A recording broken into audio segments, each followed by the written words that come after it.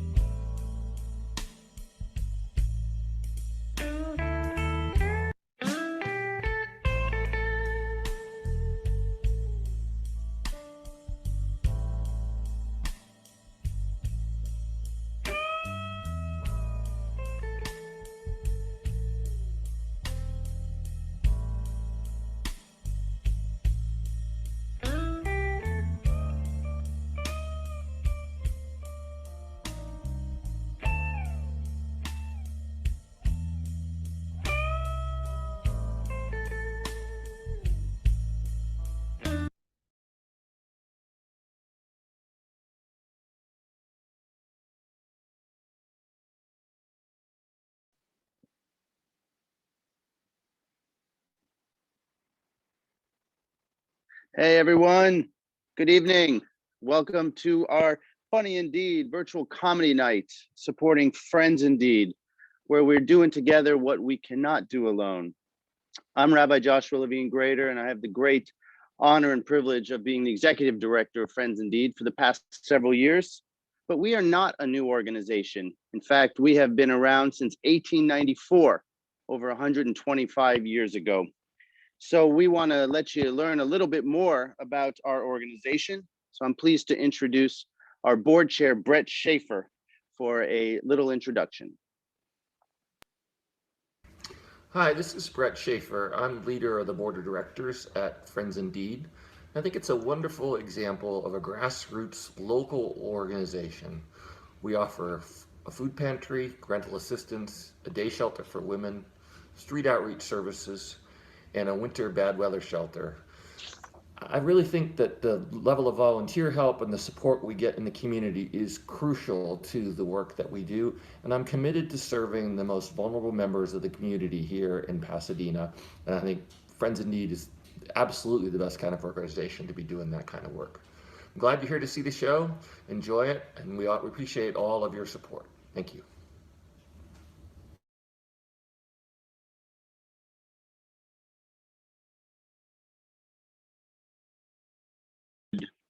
Some really good raffle prizes. So make sure you stick around until the end of the evening. So obviously 2020 was really rough, and we thought there would be no better way than to come together virtually for a little laughter, a little night of levity. And we have some great comedians with us tonight, but I thought I'd test out my own comedy skills, potential career in comedy to get us started. Okay, so why did the Scarecrow win an award? He was outstanding in his field. Uh, okay, pretty good, right? Don't worry, I got more of those coming your way throughout the show. But first of all, let's get to our first comic, who I'm sure I know is really funny. So Cyrus Steele, he's our first comic. He was selected as a finalist for HBO's Comedy Wings competition. And last year, he was a finalist for Steve Harvey's Comedy Spotlight and Gene Robinson's Comedy with Class. So please give it up, a round of applause, and welcome Cyrus Steele. Yay, Cyrus. Thank you so much. That's going to be hard to follow, Joshua. Uh, Scarecrow. I wish I had thought of that when I was sitting. I know Jason's thinking the same thing. Ah, he got a good one on us. He got a good one. And by the way, you look great for 1894. That's a long time, and you don't look a day over what 40. I'd say, Josh. That's pretty good. I'm excited to be here. And let me tell you, as a comedian, it's always nice to be able to do comedy, but always for something with a great cause. So I love what you guys do. And of course, I want to apologize in advance for any technical issues. But I will tell you, any of my ex girlfriends will tell you themselves that having a bad connection is kind of my thing. Uh, just being honest. Just being honest. Now, let me back up for a second. Let me ask everybody, how's everybody enjoying the apocalypse? Yeah, pretty good. Okay, just trying to get a good read on everybody. Listen, I'm telling you, it's the end of the world. In case you don't know, you've got all the signs. You've got the coronavirus, murder hornets, and Kanye West ran for president. So if that wasn't the end of the world for you, I don't know what you were waiting on, but that was pretty much it for me. Yeah. As a matter of fact, I wish they would have let him join the debates. I wish they would have, because if you thought they were interrupting each other before, can you imagine if Kanye had joined the debate? It probably would have looked something like this. Dun, dun, dun, dun. Welcome to the 2020 election, and now here's your moderator, former President Mr. Bill Clinton. Hey everybody, it's me, Bubba. And I just want you to know, you young people, you can tweet me, you can Facebook me, but please do not send me emails. They will get deleted. They really will. And, Kanye would be hyping himself up like, I am a god. I am a god. Huh? Like, Mr. Freeman, do you have a rebuttal? Hello, I'm Morgan Freeman. And apparently my opponent believes he's God. But little does he know, I actually played God twice in two different movies. And of course, they wouldn't be a good debate without Bernie. Bernie's like, okay, everything is free. We're going to give away everything free. Can you imagine going into business with Bernie Sanders? Yeah. What kind of money would you make? He's, okay, hot dogs are free. Your ketchup, your mustard, everything's free. Anyway, I'm just saying that would have been a fun debate to watch. And of course, everything has changed. Shopping. has changed now, folks. They've got arrows telling you where to go. Like we don't know how to shop now. All of a sudden, we don't know. I feel like a board piece in the middle of a Monopoly game when I go shopping. Yeah, it's like do not pass go. Do not collect $200. Go directly to jail for going down the wrong lane, which I wish they would send me to jail. I'll be honest with you, Joshua. Personally, I can use the street cred. I'm tired of people telling me I look like the little kid from Stranger Things. I'm a grown man. Yeah, and of course, like when you do go shopping, you see some strange things that, during normal times, not a problem. But you cannot sniff fruit. Okay, this is for the ladies. And I see a lot of ladies doing this. That fruit sniffing lady at every grocery store. You cannot sniff fruit with your bare hands. Okay, that is disgusting and nasty. You put the apricots back after you sniff on it. That is nasty. Okay. Also, we were talking about this earlier, Joshua. I know you're a big proponent of this too. Just like everybody else, I'm taking my Lysol injections 5 times a day. If you want to go to my website, comediancyrussteele.com, I will give you free Lysol to inject yourself with. Also, you got to follow those CDC guidelines. So everybody got to wear your face mask. Okay. Especially if you love somebody. Okay. That's why when I go out on dates, I wear this, let the girls know. Because listen, the worst thing is for you to give somebody what you have. So you want to protect yourself. And you don't want the girl to get what you got. So this lets them know that you care. Are there any questions? Anyway, so that's what I wear when I go on dates, but I don't have a lot of them, but when I do, that's what I wear. Also, I do have a coronavirus book club. Those of you who are very literary, literate, I do have a coronavirus. This first book is about social distancing. It's called Back Up, I Don't Know You Like That. And it's a great book on staying 6 feet away from me. Yeah, so, and also I do have one for children as well. This one is called But Did You Wash Your Hands, though? And little Timmy will love that one. It's a great stocking stuffer right there. Also, now some people have a hard time with the face mask. They feel like it's too restrictive. And I want to tell you, for single people out there, if you are single and ugly, the face mask is a blessing. Okay, I can't see all of you, but I would imagine it's got to be somebody in there that this is a blessing for.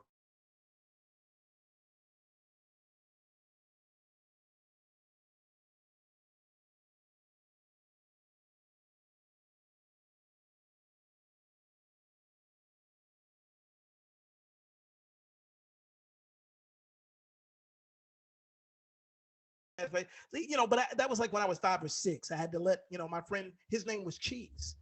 Yeah, I actually had an imaginary friend named Cheese when I was like 5 or 6. But that was it. That was it. Or maybe you farted and don't want to smell it. Maybe that's what it is with the face. I don't know. I don't know what it is. But anyway, we're all in this together. That's the important thing. And unless you can't cook, then you're probably making ramen noodles every Friday night like me, and wishing that you had friends. Because let me tell you something. There are people out there who don't know that they can't cook. I realize this. Let me tell you a quick, surefire way to know if you can't cook. If you notice, for every family get together, every potluck at your job, that your only job is plates and forks, that's probably a good sign right there. It's probably a good sign you should stop cooking. And of course, my heart goes out to the single people, like some of us, you're having to meet people online. I think that's the only way you can meet now. You can only meet people online. And I don't know if this has ever happened to you. You ever swiped on the wrong person? I don't know if this happened to you, Joshua. Yeah, I matched up with an 80-year-old woman named Helen from Florida, and it wasn't my fault. I think I put on my profile that I like to take naps, and somehow the algorithm matched us up. But I tried to apologize to her, but she was fresh. Yeah, she was really fresh with me right out the gate. She was like, if you play your cards right, we might hook up. We might hook up. And we did. We hooked up her ventilator so she could breathe. Yeah, she was old. That's all I'm saying. She was like, we tried to keep it fresh, though. We tried to keep the relationship fresh. Like, she would give me back rubs every Thursday night. And then whenever she sneezed, I would help put her teeth back in. So, you do what you can. You do what you can to keep that. Now, I would not recommend a double date. I don't know if you guys, fellas, we're not equipped for the double date. Okay. Yeah, because all the woman is doing in a double date is comparing what you have to the other couple, which is nothing in her head. I went on one double date and she saw the guy kiss his girl and then turns to me like, how come you don't do that? How come you don't do that? I was like, because I don't know her. Like, why would I kiss her? Anyway, I'm just saying, don't do it, guys. If you can't help it, don't do it. And also married people. I do know married people are struggling right now. Some of you are having the pettiest arguments. And I know this because my best friend George calls me all the time about his wife. Yeah, he's like, I never know when she's about to go off. I never know. I'm like, what do you mean? He's like, well, the other day we're watching TV, and then out of the blue, she just turns to me like, do you have to breathe? Do you have to breathe? And can you please stop clipping your toenails? I almost lost an eye last week. Can you please stop clipping your toenails?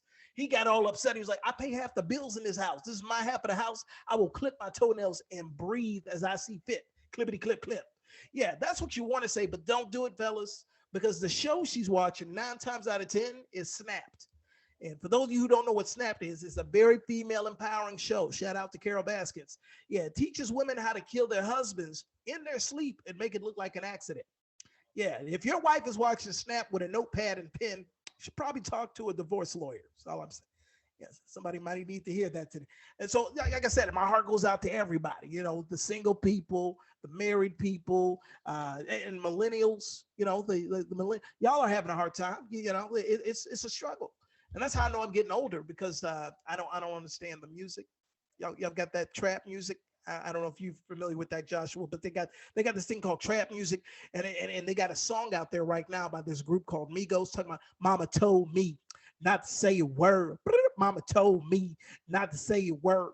Like, I feel trapped when I listen to it. And my nephews, they tease me all the time. They're like, Uncle Cyrus, you know nothing about trap music. You don't know nothing about trap music. I'm like, we invented trap music in the 80s. He's like, what do you mean? I say, well, first of all, when we used to get a spanking, I had to tell him what a spanking was, because you can't hit kids no more. I was like, when you used to get a spanking, the first thing somebody would ask you is, what's wrong with you? You're like, Mama told me not to say a word. Mama told me not to say. We invented trap music. And I listen to all genres too. They've got a country song out there called Body Like a Back Road. A lot of ladies love this song. And I just want to say, ladies, just a quick note. If your body looks like a back road, probably not time to dance. It might be a good time to see a local dermatologist. I'm just saying, you ever been on a back road? It's not a good thing. It's not a good thing. And of course, I don't understand those phrases, like the struggle is real, or it is what it is. They seem to believe that if they repeat something, that somehow this means something. Yeah, I was talking to one Molina. I was like, hey, why don't you get a raincoat or umbrella so it's raining outside? You don't want to get pneumonia. He was like, it is what it is, bro. It is what it is. What does that have to do with the weather? It's still raining outside. Or they'll say the struggle is real. Like, when I think of a struggle, I think of like Dr. King, Rosa Parks, R. Kelly. People going through a real struggle. But these guys are using it for anything. Like, my mom took my cell phone. All I have is my tablet. Hashtag struggle is real. Struggle is real. Or they'll say, had to wait in line at McDonald's today. Struggle is real. Struggle is real. Yeah, like, that's your struggle? Really? That's your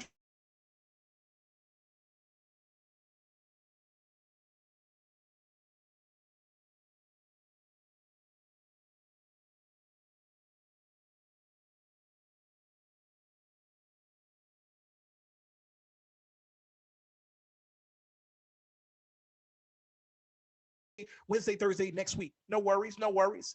I was like, hold on. It's a lot to worry about right now. I was like, I don't want to get evicted. I don't want to get a late fee. I need that today. He got all emotional. He's like, you don't know me. You don't even know. You don't even know. I was like, I know when rent is due. I know one of us is about to get kicked out right now. Yeah, he got upset. He stuck his foot in the door like, really? You gonna kick me out? You gonna kick me out? I was like, hey, it is what it is, bro. It is what it is. He's like, what am I supposed to do? I was like, the struggle is real. Struggle is real. So I'm very proud of myself. I'm learning how to use these phrases. But yeah, it's a crazy time. And speaking of the millennials, like, people love to brag on their kids, especially with all this homeschooling. I'm horrible at it because I don't know what to tell these kids. I was horrible in math, so I don't know how to teach my nephews. They're like, Uncle Cyrus, what's 15 divided by 35? I was like, I don't know, but a house divided cannot stand. Put that down, see what happens. So they're probably failing as we speak. Yeah. And people love to brag on their kids. They're like, I had one of my friends was like, my son, he's in kindergarten, but he reads on a 4th grade level. I was like, so do I, but you don't hear me brag. Everybody can read on a 4th grade level. That's not hard. Anyway, I'm just saying, it's not always a good thing to brag on your kids. And they love to tell you how old you are. Like, I use Google Maps. So a lot of my family, they'll be like, you need to use Waze. You need to catch up with the 21st century. And as a matter of fact, I try to use Waze, but I'm going to tell you, I did a little research. I found out one of the top downloaded voices for this app is none other than Arnold Schwarzenegger. Yeah. Why would you want Arnold Schwarzenegger as your GPS voice? Number one, that's a thick accent. Number two, that's got to be the most violent road trip ever. That's just Arnold yelling at you for the next 4 to 6 hours. Get out of the lane. Get out of the lane. Come on, listen to me. The cops are coming. The cops come with me if you want to live. I'm just saying, that's a lot. That's a lot to deal with on a road trip, you know? Or Howie Mandel. Can you imagine having Howie Mandel as your GPS voice? You ever watched him on America's Got Talent? This man can never make up his mind. You know how many accidents he would cause with his voice? I think you're doing great. I think you're doing amazing. I think we're going to get pulled over. Yeah, I feel like Howie should pay half my court bill if I have to go to traffic court and citation. You know, the voice I would love to have would be Jay-Z. I feel like, first of all, he's got that nice friendly laugh for a grown man that, yeah, your boy Hover. Yeah, you better slow down before we get pulled over. Yeah, I feel like that would be a great GPS voice to have, you know? Or Barack Obama would be good, unless you're in a hurry.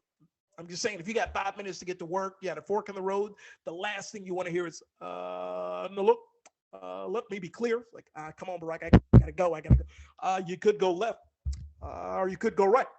But what you don't want to do, what don't I want to do, Barack? You don't want to sit here, which is what you're doing right now. I'm just saying, you would probably be about 30 minutes late to work. That's all I'm saying. But it's a crazy time. Everybody's looking for answers. And I know this is because my grandma, she is on Facebook Live giving horrible answers every other day. Yeah, she was on Facebook Live the other day talking about, you know, if you want to get rid of the corona, all you got to do is put some Neosporin and some tea leaves and rub that on your neck. I was like, Grandma, what is the corona? Is that a new pandemic? What is the corona? I thought it was a corona. And I don't think that's how you get rid of it. I think you got to get the vaccine. She was like, I use Vaseline all the time. I was like, Grandma, it's vaccine. Please don't tell people to put Vaseline on themselves. Yeah, so we have to get my grandma off social media. And by the way, we all know this is going to happen. At some point, they're going to have the movie, you know? It'll probably be out on Netflix. It'll be like, The Corona Movie, starring Eddie Murphy. Let me tell you something. Now, I'm not scared. I'm not scared of no Corona. Matter of fact, I wish Corona would come over here. I wish Corona would come over. Be like, yeah, come on over here, Corona. And after I defeat Corona, we going out partying, drinking, and in the morning, I'm making waffles. Also starring Kevin Hart. Don't make me laugh. Swear to God, don't make me laugh. I told my wife I might get the corona. She's like, Kevin, you can't get corona because you're too short, Kevin. Too short. I was like, if I do get the corona, I'm gonna touch you first. You'd be like, oh my God, I can't believe you touched me. Also starring Chris Rock. Everybody's talking about the corona's gonna get me. Oh, the corona's gonna get me. Also starring Tyler Perry as Medea. Yeah, hallelujah. Yeah, I need to speak to somebody from the CDC because they're cheering out here. They're not doing the social distancing. I told them they're gonna get the corona. Yeah, they're gonna get the corona.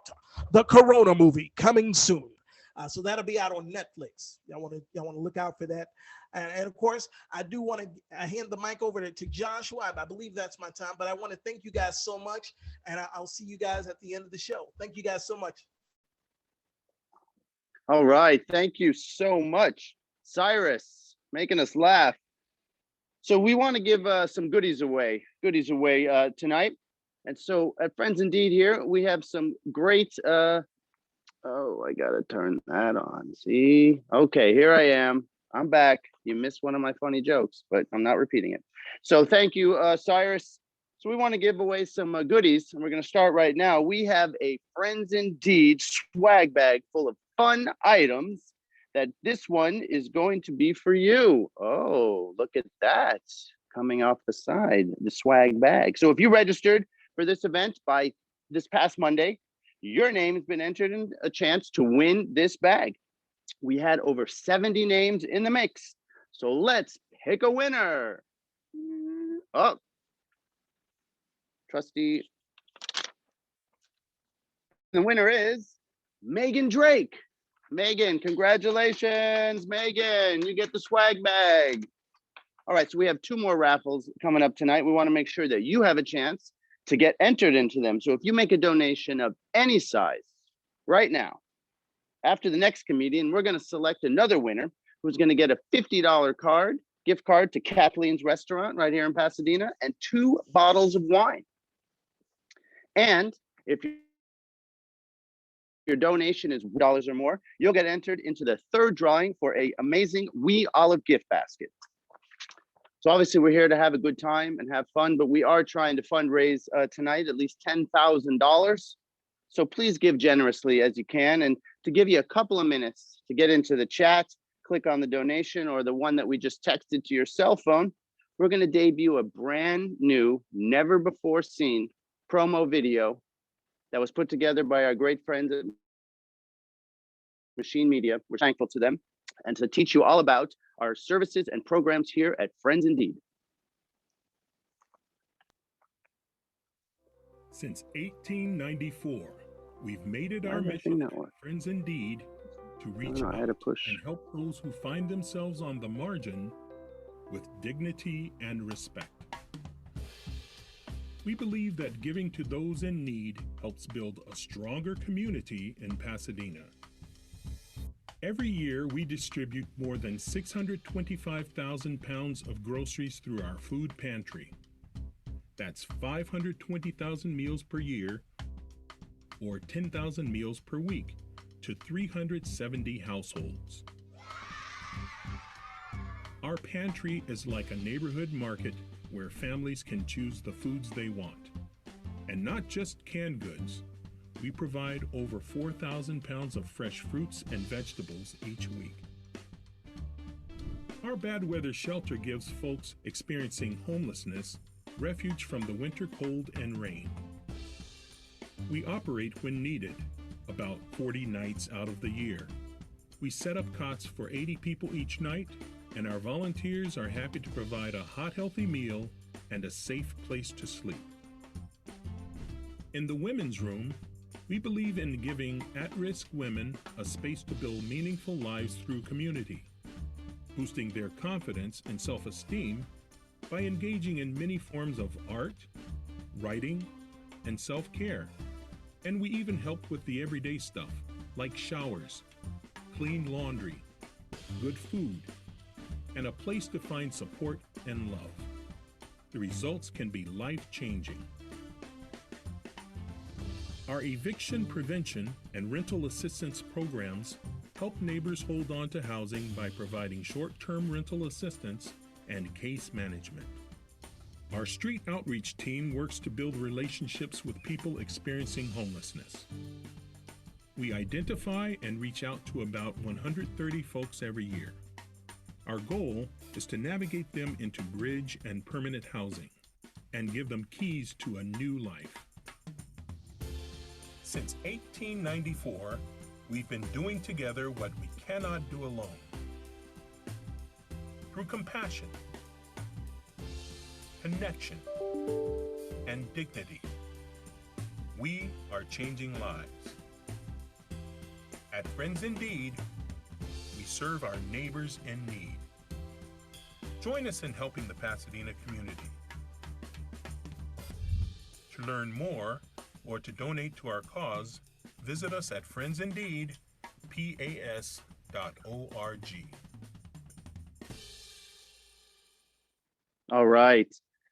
Are you moved by that? We are so grateful to be able to show you that video.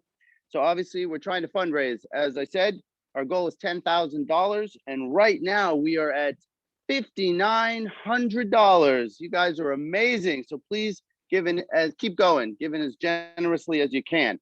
While you're doing that, I'm going to test out another joke. Okay. Why can't a nose be 12 inches long? Because then it would be a foot. Oh, I got some laughter in the house. Pretty funny, right? Well, let us get on to our second comedian for some really big laughs. So Jason Salmon, he's headlined throughout the US and performed for our troops, thank you so much, in Europe and in Afghanistan. His stand-up album, Force of Nurture, hit #1 on iTunes. His comedy has been described as getting the best advice you've ever gotten from the dumbest guy you know. So let's all give it up. Please welcome Jason Salmon. Hey, everybody. How are you? Everybody doing all right?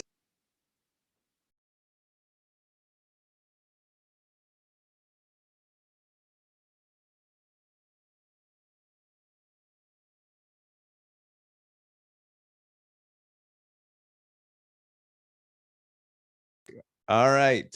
Apparently, I muted myself while undoing my video, so I apologize about that. But I thought you needed some time to just look at my face without hearing my voice, make your own judgments. That's how this goes, right? Everybody's out there trying to figure stuff out. It's been a weird stretch of time. So thank you everybody for coming out tonight, even though coming out is a weird way to say it when you're just feet from your own refrigerator, probably. So I do appreciate you having me as part of this, because I love this. Friends Indeed sounds like a great group. So please, if you need to ignore me to donate money, do that, because normally ignoring me just comes naturally to people. So I want you to be able to pair it up with something joyous as well and helpful. But thank you very much for having me during this stretch of time. We've learned a lot. I learned what my breath smells like. I'm not happy about that at all. I'm not. My whole life, whenever I would approach a woman and she would reject me outright, I would think, I don't know why she did that. And now I'm like, I get it. I get it. Yeah, I actually agree with you.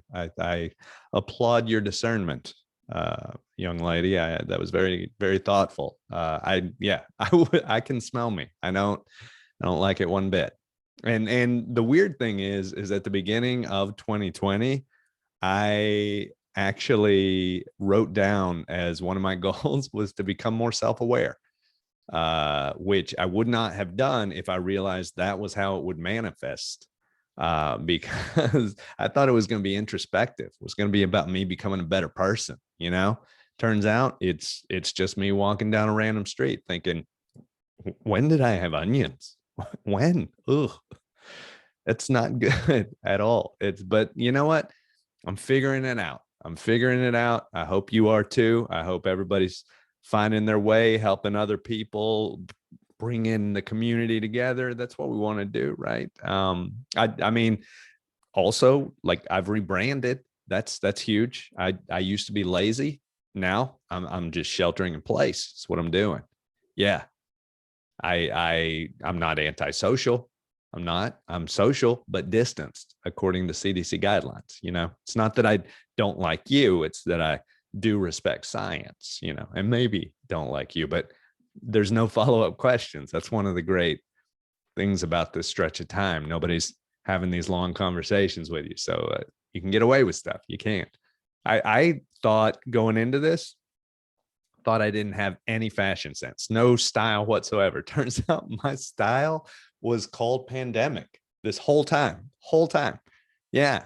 Y'all are looking at me thinking, oh, he's doing this in his pajamas. No, these are clothes that I wore out all the time before all this happened. Yeah. This is just the first time that I've been able to do this and have people respect me for it, which is nice. It's nice. It's a nice turn for me. And I think part of what's helped me through this time is that I'm an optimist. I don't know how many optimists there are out there. I hope you are. I mean, I'm an optimist and a cynic, and those seem to contradict. A lot of people don't know how that works. Optimist and cynic, that means I do believe the glass is half full. Not sure if it's clean. That's sort of the way I view the whole world. And that's okay, because it's helped me out a lot. I've been able to see some things that I've appreciated, like I used to have a predilection where I had to just comfort people all the time. I just have this compulsion to comfort people, which is a great thing to have. But, and I think I get it from having lived in the South, because it's a very Southern thing that my whole family has always been about comforting. Even if they hate you, they'll comfort you. It's a weird thing. It's sort of can go in weird directions, but I, being from Texas, and by the way, that is why I look this way. This is what hours of extreme heat inside a football helmet will do to the human head. So this is what I actually grew this facial hair for my parents in Texas, so that they would know that if need be, I could work the land. It's important to them because we are hardcore Texan. Like my family is. I'm sixth generation Texan. Yeah. If you're more Texan than me, you are Mexican. That is technically what that's called. It is. Yeah. And that's a historically accurate joke. So if you didn't laugh at that, learn from it. Okay. Let's walk out of here better people tonight. Let's do that. But yeah, I am from Texas, and I developed this compulsion to comfort people to the point where I would do it to everybody for every little thing. And I live in New York City now, which is a hard place to have that compulsion because there are so many people in need of so much comfort. To the point where when somebody would sneeze, I would have to say bless you. Had to, could not. Do you realize how stressful that is? That every time that mucus exits a human nose, I had to remind them that Jesus cares. That's a huge weight to carry around. But I did it. But now we're in the midst of an airborne pandemic. Now, if you sneeze, I stare you dead in the eye. I'm like, you know what you did. You know what you did. It's so much easier to judge people. I had no idea until this all happened. So like some of these things have turned to my advantage a little bit. The masks are a godsend for me. I don't know about y'all, but the bottom half of my face is by far the most disappointing half of my face. It is. I don't think I'm alone either. I look around, people wearing masks, they look kinder. They do. I don't know if it's because you're respecting science and you're protecting me, or if it's simply because faces are nicer when you cover up the scowly parts of them, People, I had no idea how much kind eyes and weak jaw lines were defining the aesthetic of the American populace until this pandemic hit. I just think people look nicer. They say the eyes are the window to the soul. You know what? For people like me, the rest of our face is mostly just bad landscaping. It is. So I think this has been huge for us. And for me, specifically being here in New York City, I've actually been a part of a couple of social justice marches in support of some of my friends. And being a part of these marches with a mask on, this is the first time in my life that I've ever been a part of one of these marches where I didn't look like the enemy of the thing they were marching for. It's crazy. It is, because like with the mask on from here up, benevolent surgeon, that's the vibe I'm giving off. It's great. But from here down, Confederate general. That's a lot. It is. And I'm talking like really Confederate. Like one day I stood still for a little too long and a college kid tried to topple me. So that's a lot. It is. But the masks have been huge for me. And I appreciate that. I appreciate what it's done for me. I appreciate that, it's helped me connect with other people in different ways. I see somebody wearing a mask. I'm like, yeah, like that. And here's the thing. If you're not happy, I don't even know it because you're squinting. I don't know if that's rage or sunlight, but I'm going to make up your backstory. I'm going to pretend that it's just you smiling in a really intense way. And that is going to make me happier. So there's ways to figure out how to work with all of this stuff. And I get it. We all give up stuff. We do. I used to travel around all the time doing comedy. Loved it. But I don't get to anymore. And of course, that's how I say it. Traveled around doing comedy because it sounds better than I flew Spirit Airlines all the time. Yeah. For those that aren't clear on Spirit Airlines is the air travel equivalent of trying to figure out which hotel you're going to stay at and then just going camping. That's what it is. It is. It's sky camping. You got to bring your own provisions. There might be weather on the flight. It's the Wild West up there. It really is. But I like Spirit. I do, because they're like, we get it. You're poor. And it's true. I am. And that's cool with me. I like it. And some of you may not know what Spirit is. And if you don't, good for you. Good for you. That's great. That means you've been in a nice part of the airport. Good for you. Yeah. You've been in the part with the bistros and the Frappuccino places. Good for you. But guess what? There's other parts of the airport. There are where the food's not as good, and then eventually there is no food. There's none. And then you get to a point where you're like, you know what? I'm pretty sure the airport just ended. Keep going. Because that's where Spirit is. Yeah. They got food there. Yeah. It's just a dude in a taco cart. Not sure if he's licensed. He might be on our flight. Nobody really knows, to be honest with you. But nobody cares. At this point, nobody cares, because at this point, we are just a community of people who in about an hour are going to be up in the air looking around at each other thinking economically, this should not be possible, right? This shouldn't be possible. And that's what I love about Spirit. It is a community of people. You don't get that on other airlines. You've seen the videos of people fighting, people being dragged off of flights. There was that one video, that dude just tapping the woman's seat for the entire flight. Spirit looked at that video and thought, you know what? Nobody's going to tap your seat our entire flight. You know why? Because none of our seats recline. Boom, fixed. Spirit knows how to do things sometimes. They do. And it is a community. It's a nice thing. You know, when a Spirit plane lands, everybody applauds. That's a nice moment. It is. It's a nice moment. You enjoy it. You know, you don't get that on other airlines at all. So if you're on another airline, somebody ran to the front of the plane, you freak out. You're like, something's going down. There's an emergency. Yeah. If somebody runs to the front of the plane on a Spirit flight, you look at your neighbor and you giggle because clearly somebody ate at the taco cart. That's what happened. And it's funny. That's funny. It is. And I do love that. And the other thing I love about Spirit, they're honest. They're honest. They're like, you think you can travel cheaper than us? Enjoy your drive. Yeah. Because other airlines, they'll lie to your face. They will. They'll tell you you're important. But if you don't have money, you are not. You're not. Yeah. You've seen those signs, you know, the ads they put up, dude sipping champagne, sitting in a comfy seat, says fly in luxury. You know what it should say?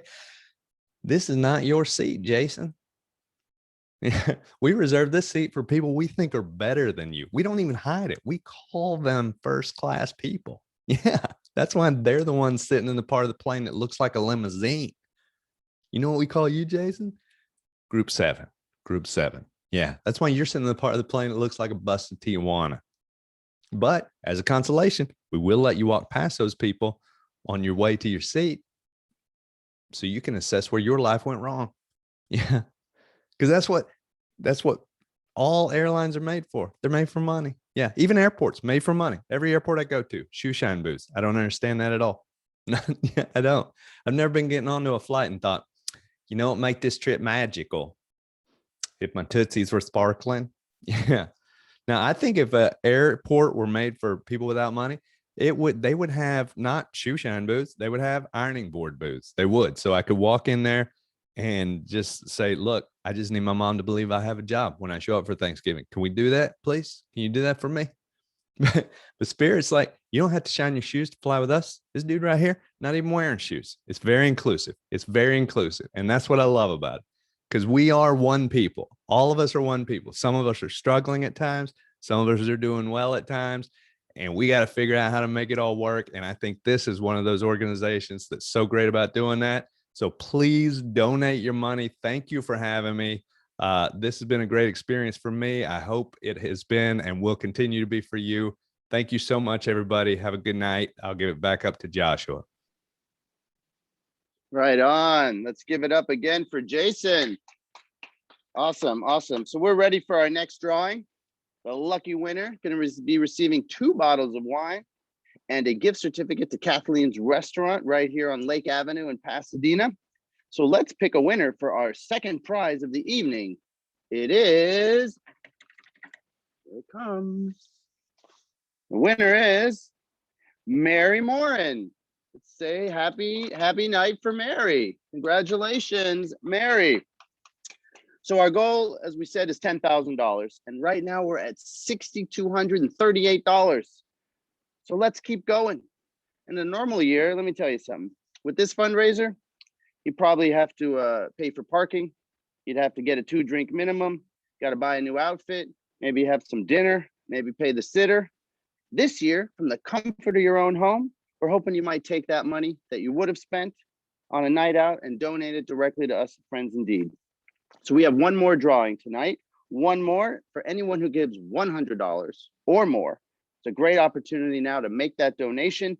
Click in the chat or the link on your cell phone, and we'll keep the entertainment going and hope we can reach our $10,000 goal. This is my best joke of the night. All right. What did the bartender say to the egg salad sandwich when he tried to order a drink? Sorry, we don't serve food. My audience here is loving it. They're ringers. All right, on to the last comic of the night. Maybe I do have a future. I don't know. Ace Guillen has appeared in several comedy series on networks such as Fox, WB, NBC, and more. He started out as a touring musician and eventually got involved with stand-up comedies in clubs and casinos and cruise ships. And now, without further ado, our final comic of the night, please welcome Ace. Thank you very much. Hello, Zoom world. It's a funny thing. This is this is so awkward, right? A year ago, traveling around the world doing all kinds of stuff, and now I'm in like this really long intro of the Brady Bunch. Every time I'm doing shows, you have to excuse me, I'm looking at different monitors because apparently, I have I'm trying to set up my audience so I can see it, so I can actually, and it's nice, and I say that like the Brady Bunch, like everyone is just squares, and it's a different world, and I appreciate everyone listening and being being into the show. I do a lot of shows where there's like a lot of like a lot of noise, a lot of little kids running around. It's adorable, don't get me wrong, but it's a strange generation. It's like the baby Zoomers. I don't know what you would call it, but just every time you're watching this, it's like your TV came to life. It's so bizarre. And then you get dogs barking. It turns into a petting Zoom. I don't know. So yes, a lot has happened this past year. So it went from shows where you could hear people to now I'm just sitting here getting fat. Basically, I'm talking to my camera, and I used to work out like every day. I don't know if you can tell, I have one ab, and can you see? Yeah, it's a spoiled ab. I mean, I feed it, I water it, I give it a Father, may we have some chocolate? Yes, Augustus, after the show. So and it's weird because I used to go to the gym like 5 days a week. I'm not gonna lie. I've treated it like every job I ever had. I just clocked in and made it look like I was busy. But it was cool. I mean, I liked it. It was kind of a fun environment, It was a little bit weird at times. I'm not gonna lie. Like there was a guy that was always bugging me there. He was always like, "Hey, bro, do you need a spot? Do you need a spot?" I'm like, "We're in the shower." Yeah. So, and we, I love it too because right before all of this happened, to save money and everything, we moved into a tiny apartment, me and my girlfriend and my two cats, this just tiny little thing, which is the best part, because when we had to work from home, we're literally just stepping over each other and everything. And it's crazy. I don't know how many people are living in an apartment right now that are watching this. It's a dorm. Like all of our neighbors, the other day the power went out. It was like 2:00 in the afternoon. I'm sitting here watching TV and just I step out the front door. I look down the hall. My neighbors are looking down the hall. No one is saying a word to each other. We're just doing this. Finally, the old lady from across the hall comes down. She's like, "Is your power out too?" I said, "No, we meet here at the same time every day. You miss it." So yeah, and you learn a lot about people when you live in a very confined space. Like my girlfriend, for example, I found out that women go to the bathroom like birds. They go in there and they're in there for like a minute and a half doing their business. And I don't know why it takes them 2 hours to put on makeup and do this, but yeah, if they got to go to the bathroom, they're in and out. Like we were sitting there watching TV and I heard her stomach bubbling up. All I heard was her tummy going. I'm like, "What are you making, a pot of coffee? What's going on?" She's like, "I gotta go to the bathroom." She goes to the restroom, right? She's in there for a minute and a half. She comes out. I'm like, "What did you do? Perch on the seat, drop one off, and fly away?" Because men, we go in there for like an hour. We're sitting there. We take our cell phones. We play games. We like to make sure it's out of our system. We push, we strain, we teeter from side to side. Yeah. So, and then she did this thing. I didn't even know. I don't know who taught women this. Apparently all girls do it. I asked around. Yeah. But she comes out of the restroom. She starts spraying fruit smells back in there. She's like in the hallway going, "Now you don't smell it." I'm like, "Yes, I do. And you messed up apples for me." I can't even smell apples anymore. I'm like, I'll walk in. I'm like, "Is that poop or pie? What is that?" Yeah. So I'll tell you a little bit about myself. My name's Ace. I am Latino. I wasn't always Mexican, by the way. I was just bit by one as a kid. I was 5 years old. And yeah, so generationally poor. That means no one in my family's ever seen money. I remember when my grandfather was in his deathbed, he said to me, he said, "Mijo, come here. I leave you nothing." And then he passed away. I was like, oh, wow. I'm so poor I wouldn't know how to be rich. I don't know if anybody else has that problem. Like if I won $100 million, I would look at that as like 100 million things I could buy at the dollar store. Just come home with champagne cups and stuff. Yeah. And I grew up in a real proud Latino household too. My dad would always crack me up because he's like real proud, he's real proud. But it's funny because he's Native American. If you look at my dad, he's 6 feet tall, red skin, long black hair. He looked like the Indian from the Bugs Bunny cartoons that had a secret where he's like, I know something, I won't tell. Like that's my pop, right? So yeah, and he would only let us watch movies if there was Mexican actors in the movie. And I remember one time he was watching Star Wars. I'm like, hey, Papa, can you let us watch Star Wars? He's all, Chewbacca's Mexican. I'm like, why would you think that? He's all, look at him, mijo. He's brown, he's hairy, he doesn't speak English, he's a good mechanic. Everybody calls him Chewy. When he gets mad, he rolls his R's like, rrrr. So, yeah. Yeah. Before I got into comedy, Joshua mentioned it. I used to actually be a musician before I got into comedy. And it's a really weird world that we live in too, because I grew up listening to a ton of different music and I have no idea what's going on in the music world today. Like I really have no clue. Like love songs used to be so good. I haven't heard a good love song in I don't know how long. And I'll tell you a little memory. When I was a kid, I was going through my dad's albums, and he had, for anybody that's young out there and has no idea what an album is, it's a record. It's a lot like well, I don't even want to say CDs. Nobody even knows what that is anymore. Anyways, so I'm going through his records, and I find this record, and in it there's a song, and the song had the most beautiful lyric I've ever heard in my life. But it was by a group called the Stylistics.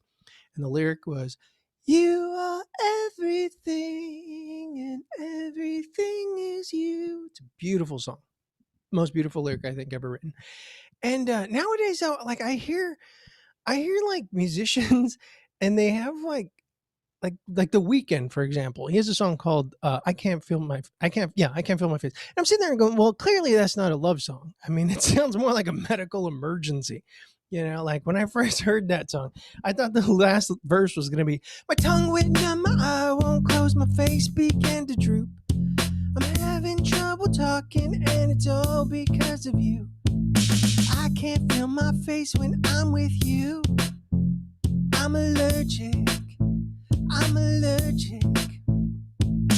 So, and it's weird because like there used to be like you would fall in love with stalker songs. You remember a good stalker song? Like you would hear a stalker song, you didn't even know it was a stalker song. Like you would hear a song on the radio, but each day through my window, I watch her as she passes by. That's a stalker. In the 80s, every breath you take and every move you make, that's a stalker. You get the crazy one way or another. I'm gonna find you. I'm gonna get you. That's a crazy stalker. And I don't know if anybody here's ever dated their stalker, but I'll tell you right now, it's not a fun little thing. I actually dated my stalker. I'm not even making this up. I actually dated mine, and I dated her for like a year, and well, I found out it was a year. Actually, I thought I was only dating her for a couple of months. And yeah, so that was highly uncomfortable. So what I'm going to do is something a little bit different here. I wanted to play some music for you guys, some live music. And what it is so I'll give you a little background on my musical experience, I guess. Well, it's fun. My grandfather, he was in a mariachi band. And he told me, he was like, Mijo, you better practice every day so you can play in your sleep, And I got to a point where I was like,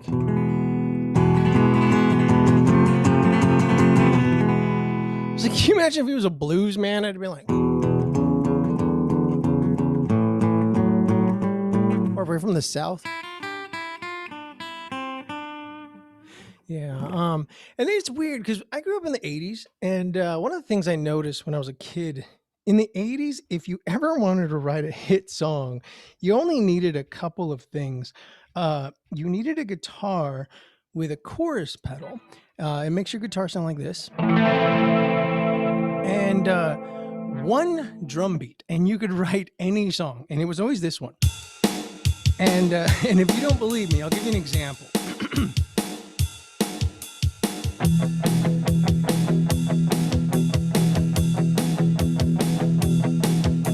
Standing there alone, the ship is waiting, all systems are go. Are you sure? Control's not convinced, but the computer has the evidence. Need to abort. The countdown starts. I don't mind you coming here, wasting all my time. I don't mind the clothes you wear, they kind of blow my mind, yeah. Moving forward, using all my breath. Making love to you was never second best.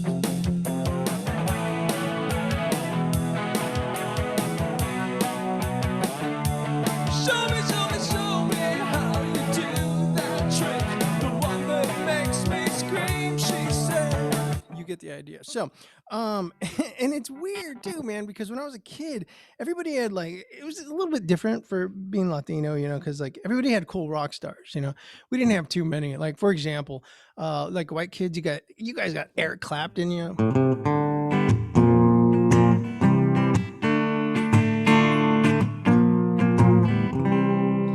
Black kids had Jimi Hendrix, man.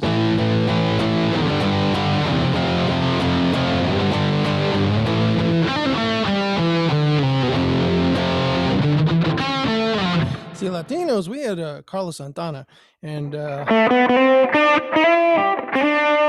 funny thing about Santana is he doesn't sing. He's just in the back doing all the work. You know? If you ever go to a Santana concert, watch him. He's always on stage like this.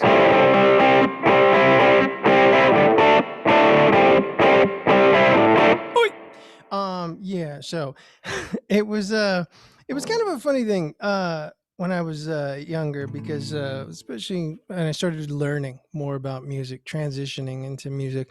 I went through a Bob Dylan phase in college, which was a bit weird. You know, I think everybody in school goes through that. One of my favorite things is if you ever watch Bob Dylan, he rambles a lot. Like if you watch him live, he's always like, "This next song, it's called Redundant."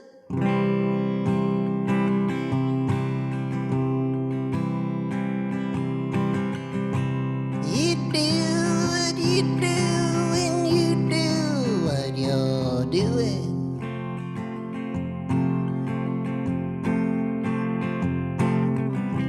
You say what you say when you say what you're saying. This goes on for 28 minutes. Then in the 90s, when I first started getting into bands, when I was actually playing, I was always the guitarist. I never got to be the singer. Always the bridesmaid, never the bride. And I always thought I stood a chance because, you know, all the rock stars in the 90s couldn't sing. Like, I don't know if you guys remember this, but like Kurt Cobain, biggest rock star of the 90s, you could never understand a word he said. Like, even when he was on stage with an acoustic guitar, he was up there like...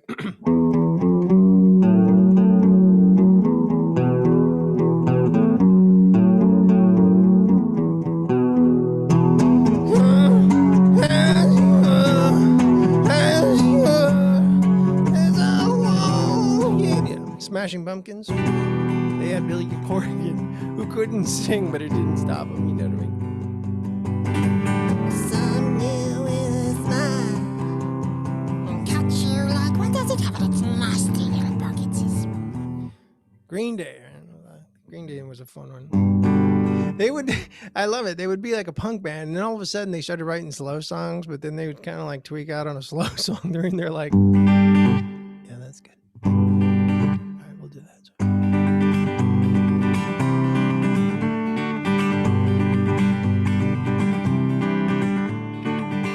Another turning point, a fork stuck in the road. Time grabs. Does anybody else find it weird that that frog can talk? That one that's all, when your room looks kind of weird and you wish that you weren't there. Just close your eyes and make believe and you can be anywhere. All right, that's enough. So yeah. I remember one of my favorite musicians had passed away. It was Prince. And that guy, it was funny, man. He used to get the hottest women of the 1980s and he looked like one. I always wondered how he picked up chicks. Like, was he on stage and a hot girl walked in and he was like, I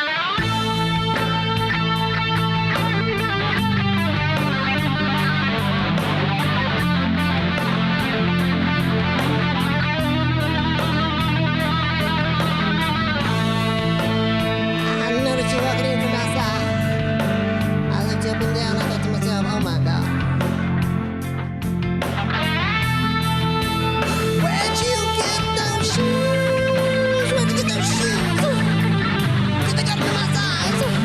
I wear a size 5, but I can fit it for it. my name's Ace Key and thank you guys very much. I appreciate the time. I think we'll bring Rabbi back. There he's, okay. Okay. There you are. All right, man. Thank Thank you. you. Thank you. Let's give it up for Ace. Right on. He brings his own applause. I love that. So thank you, Ace. So happy to have all of you. So all right, we have one more drawing for you to end this night, the grand finale. We have this amazing We Olive gift basket that appears out of nowhere. So we're going to give that to one lucky winner. So as a reminder, this person has been chosen from people that donated $100 or more. So let us see who won.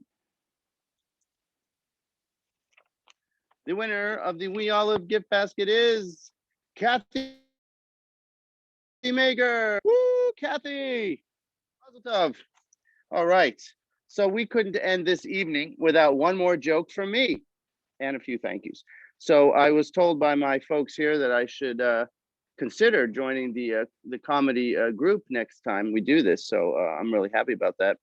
So this is my nephew's favorite joke that he told me. So he said, "What did one wall say to the other wall? Let's meet in the corner." Okay, love it. I'll be back. I'm here every night. All right, tip your waitress. So we couldn't end this evening without thanking a lot of people that helped make this event a success. First of all, to the Fishman Family Foundation for matching $5,000 in donations. Thank you to our comedians, to Cyrus and Jason and Ace for being here tonight. We're really psyched that you decided to do this and that we could bring you out here to Pasadena and to have you learn about Friends Indeed. So thank you so much. I want to thank We Olive and Kathleen's Restaurant for their support in our drawings. I want to thank our event planner, Lynn, who's been directing the Zoom tonight. So thank you so much. We want to thank some of our fantastic board members, especially Stacy and Richard and Brett. I want to thank our amazing video team that helped out to put together that brand new promo video that we shared with you all tonight, Machine Media. Thank you so much. And I want to say a special thanks to our new Director of Development, Maria Velasco, who helped put this evening and drove the engine here and is really doing a great job.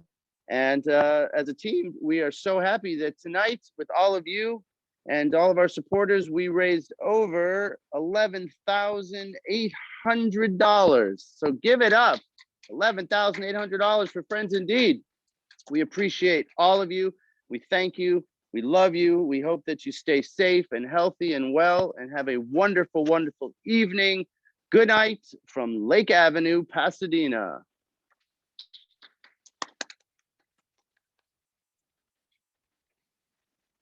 And goodbye.